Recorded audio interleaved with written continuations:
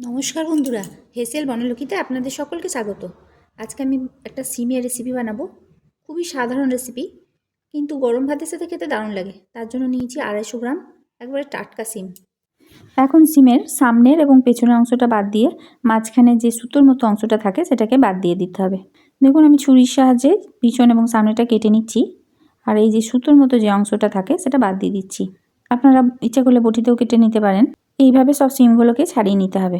আর সিমের যে রেসিপিটা আমি আজকে বানাবো সেটা সম্পূর্ণ নিরামিষ, এতে কোনো পেঁয়াজ বা রসুন ইউজ হবে না। তাই যে কোনো নিরামিষের দিনে গরম ভাতের সাথে আপনারা এই রেসিপিটা খেতে পারেন। তবে সিমটা যদি খুবই টাটকা হয় তবেই ভালো লাগবে।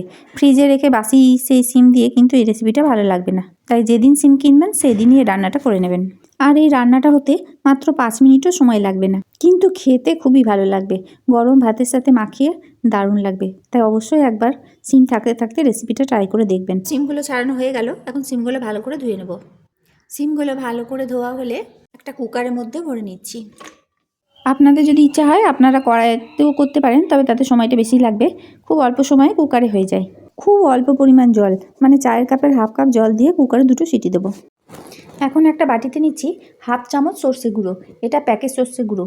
সামান্য 1 পিঞ্চ মতো লবণ দিয়ে দিলাম, তাহলে সর্ষেটা তেতো হবে না।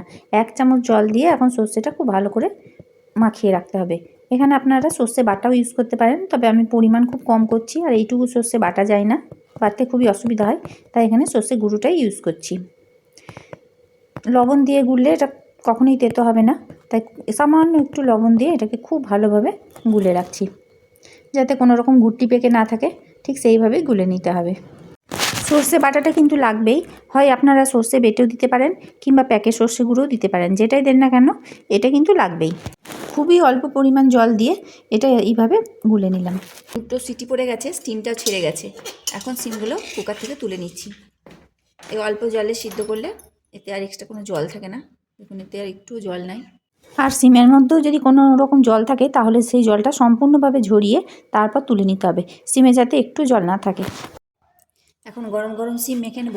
আর এই গরম গরম সিম গরম ভাত দিয়ে খেতে খুব ভালো লাগে। তার জন্য গরম গরমে এটাকে মেখে নিচ্ছি। সিমের এই রেসিপি আপনারা বানিয়ে খেয়েছেন কিনা অবশ্যই কমেন্ট করে জানাবেন। আর যদি না খেয়ে থাকেন তাহলে অবশ্যই একবার ট্রাই করে দেখবেন, খেতে কিন্তু খুবই ভালো লাগবে। আপনারা সবাই সিম ভর্তা খান পেঁয়াজ রসুন দিয়ে, কিন্তু এইভাবে সম্পূর্ণ নিরামিষ একবার সিম ভর্তা বানিয়ে দেখুন। গরম ভাতের সাথে নিরামিষ দিনে খেতে খুব ভালো লাগবে। খুব ভালো করে এই ঝান্না দিয়ে গরম গরম সিম মেখে নিলাম, কারণ হাত দেওয়া যাবে না, খুবই গরম। এতে কিন্তু জলটা থাকলে হবে না। আমি তোলার সময় সিমটা চিপে চিপেই তুলেছি। যদি জল থাকে তাহলে সম্পূর্ণ জলটা চিপে ফেলবেন, না হলে জলটা থেকে গেলে কিন্তু খেতে ভালো লাগবে না। এখন এর মধ্যে দিচ্ছি পরিমাণ মতো লবণ, দিয়ে দিচ্ছি কাঁচা সর্ষের তেল। যেহেতু এটা ভর্তা, তেলটা একটু বেশি দিলেই ভালো লাগবে। 2 চামচ দিয়ে দিলাম। 2টো লঙ্কা কুচি করে এর মধ্যে দিয়ে দিলাম। আপনারা লঙ্কাটা আপনাদের পরিমাণ মতো দেবেন, যেমন ঝাল খাবেন। তবে এটা একটু ঝালঝালি বেশি ভালো লাগে। যে সর্ষেটা ভিজিয়ে রেখেছিলাম, সর্ষে বাটাটা, সেটা এর মধ্যে দিয়ে দিচ্ছি।